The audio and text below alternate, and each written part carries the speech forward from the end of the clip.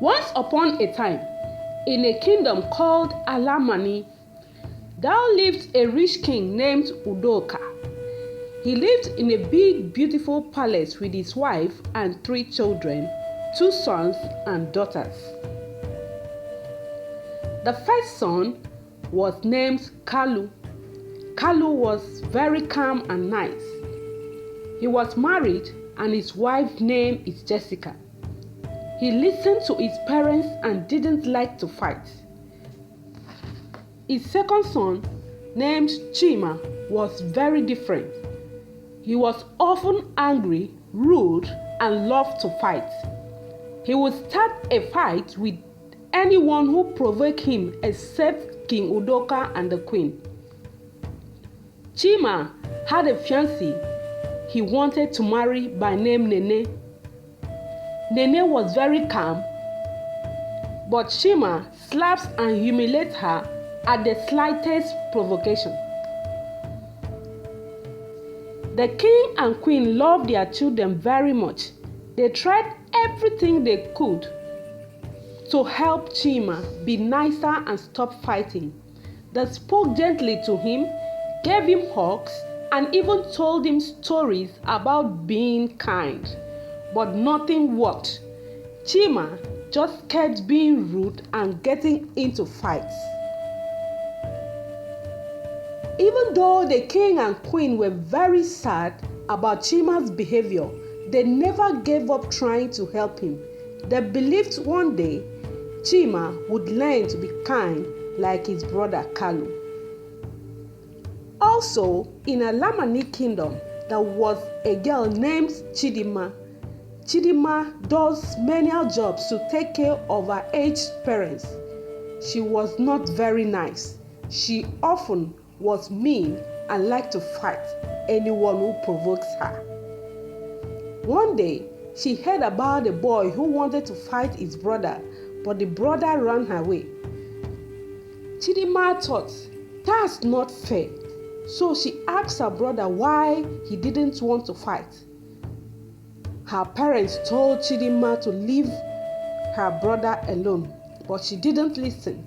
She pulled her brother out of the house and took him to the boy's house. The boy's parents saw Chidima and the brother coming. They asked her what she wanted. She said she wants the 2 boys to fight.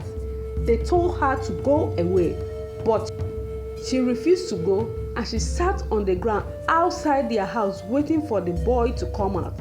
After a while, the boy came outside and they started to fight. The boy was very strong and hurt Chidima's brother a lot. Then Chidima got upset and started fighting the boy and his mother. Everyone was screaming. It was a big mess. One day, Chidima accepted a job from Mr. Okafor, a local farmer, to clear his fields. After a long day of labor, Chidima approached Mr. Okafor and her heart full of hope for her money. To her dismay, he refused to pay her for the service she rendered.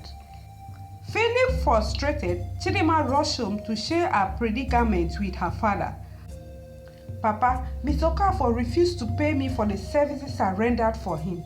I'm going to confront him next time I see him, and if he doesn't pay me my money, I'll make sure he regrets it, she declared. Her father, filled with determination, her father, concerned for his daughter's well-being, urged her to avoid trouble, reminding her that fighting could only lead to more problems.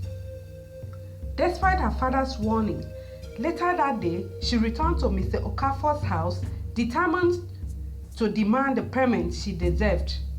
But once again, he flatly refused. Frustrated and desperate, Chidima saw Mr. Okafor's goat tied to a tree in the compound. An idea sparked in her mind as she approached the goat. "This will be my payment," she muttered under her breath, untying the creature. Mr. Okafor sprang into action to stop her, but Chidima stood her ground and pushed him away.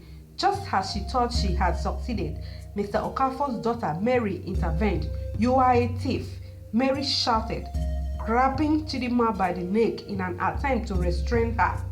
Anger surged through Chidinma, and in a swift movement, she slapped Mary, causing her to release her grip. Chidinma was very upset with Mary. Chidinma couldn't shake off her anger. The next day, she decided to confront Mary directly. She waited for Mary along a bush path. When Mary saw Chidinma lurking nearby, she pleaded, "Please leave me alone. I don't want to fight." Chidinma, however, was resolute. "I'm not here to fight.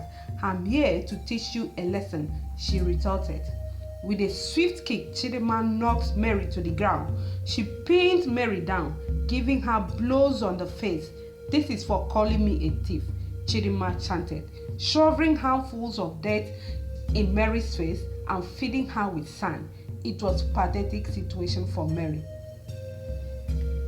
Back at the palace, after Chima had a misunderstanding with his elder brother Kalu, Chima was calling Kalu names.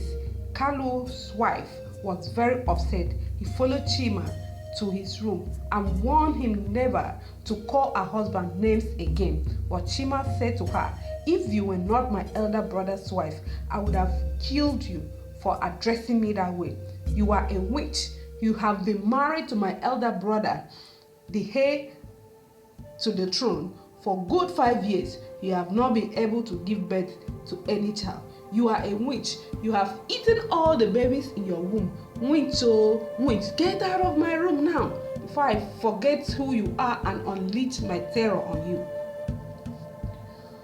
One day, Chidinma climbed a tree to ambush a girl who offended her. As soon as she saw the girl, she jumped down from the tree. As the girl saw Chidinma, she started running, and Chidinma ran after her.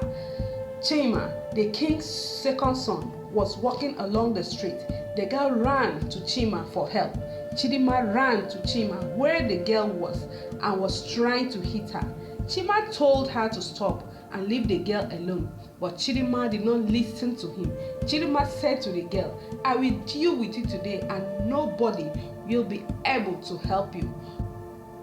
When Chima heard her, he said to her, "What did you say?" She repeated herself. Chima said to her, "If you touch her, I will deal with you." Chima said to Chidinma, "I dare you to touch her again." Chidinma jumped to hit the girl. Immediately, Chima gave Chidinma a very hard blow on one of her eyes. Chidinma fell down on the ground, shouting and crying, "My eyes, oh, my eyes, oh." Chima walked away angrily. Chidinma was taken back to her house, and her father called a local healer to check her eye. The healer said Chidinma's eyes may be blinded and she may not be able to see again with her eyes. Chidinma's father was devastated. He went to the palace to report to the king that his second son had blinded his daughter's eye. The king wanted to be sure of what had happened. He summoned the girl Chidinma was beating to the palace to hear from her. Chima, Chidinma's father, the girl, and the king were together in the palace. So the king asked the girl to narrate exactly how it happened. The girl started narrating. "Chidinma was beating me, and I saw the prince passing. I ran to him thinking that if Chidinma sees the prince, that she will let go of me. But Chidinma did not stop. She was still trying to beat me, even before the prince. The prince asked her to stop, but she didn't listen to him, and the prince started beating Chidinma and blinded her eyes. When the king heard her, he was very angry with Chima. He said to him, "How could you condescend so low to fighting a girl? I have been warning you of this your anger, that you should work on it." Then he paused for a long time and was thinking. Then the king said, "This is my final verdict concerning the matter. Since you have blinded one of our eyes and no one will marry her, you have to marry her." King Udoka told Chidinma's father to go home, that all required for the marriage should be taken care of. Chima was devastated and did not want to marry Chidinma, but the king's verdict was final. Chidinma's father went home to inform her of the king's verdict. Chidinma started shouting, "No, I will not marry him." I will not marry that good-for-nothing fool. Just as she was talking, 3 strong palace guards arrived at her house and demanded to take her to the palace. She refused to follow them peacefully and started a fight. The guards overpowered her, jacked her on their shoulder, and carried her to her husband's room in the palace. Chima's siblings tried to speak to the king to reconsider this verdict. They said to the king, "How will Chima, an educated man, marry a local village girl?" But the king's verdict was final. Chima's sister-in-law was laughing and making fun of him for marrying a village girl. Later that day, the king invited his chiefs and everyone in the palace to inform them of his son's marriage. Chidinma and Chima were declared husband and wife in that meeting. The king told Chidinma and Chima he doesn't want to hear that both of them fought in the palace. Otherwise, the 2 of them will be banished from the palace. Chidinma and Chima started living in the same room as roommates. Chima was very careful with her. He avoided all her troubles because he did not want to be banished from the palace. Chima ignored Chidinma totally and continued inviting her fiancé Nene to the palace as if he did not have a wife. Chima told Nene he will marry Nene as his second wife and that he will not have anything to do with his first wife. At first, Chidinma was not interested in Chima, so she ignored him whenever she sees him with Nene. But as time goes on, she started feeling jealous and craving Chima's attention. Chidinma continued to take treatment for her eye while she was in the palace. To the glory of God, gradually she recovered and was able to see clearly. One night, Chima and Chidinma were ready to sleep. Chima was watching TV. Chidinma stood in front of the TV and wouldn't move. Chima said, "Hey woman, move. Can't you see I'm watching the television?" But she didn't listen. She took the remote control and switched off the television. So Chima went to lie on the bed. Chidinma then told him to leave the bed and sleep on the couch where he usually sleeps. Chima got up to lie down on the couch, but Chidinma said he couldn't sleep on the couch either. She wanted to sleep on the couch instead. He told him to sleep on the floor. Chima said, "How can I sleep on the cold floor? If you keep bothering me, I might get mad." But Chidinma said, "Yes, I want you to get mad. Let's fight so that we can both be banished from the palace. I have nothing to lose." She started to shout. Chima quickly covered her mouth and said, "Please don't shout. I don't want to be banished." But Chidinma kept yelling. Chima held her very close to himself to make her to be quiet. And suddenly, he felt a nice feeling inside of him. He forgot everything else and just wanted to take the nice feeling to the next level. So they hugged and kissed and had a super happy night together as husband and wife. Chidinma loves Chima a lot, and even though he was tough, she saw something special in him. She wasn't scared of him. Instead, she tried to help him with his anger issues.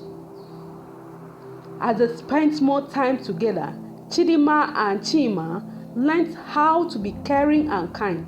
They learned that real strength wasn't just about muscles or fighting. It was about being there for others and helping those in need. One day, Chidinma and his family gathered for a meeting in the palace.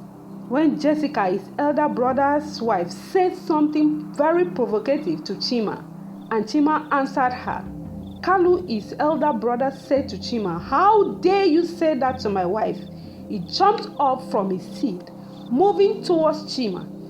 Chima's old instincts kicked in. He jumped up and he felt the urge to fight. But then he looked at Chidinma. who was calm and peaceful. She smiled at him and said, "You don't need to fight. You shouldn't have said that to Jessica. Please apologize to her." And for the first time in Chima's life, he apologized.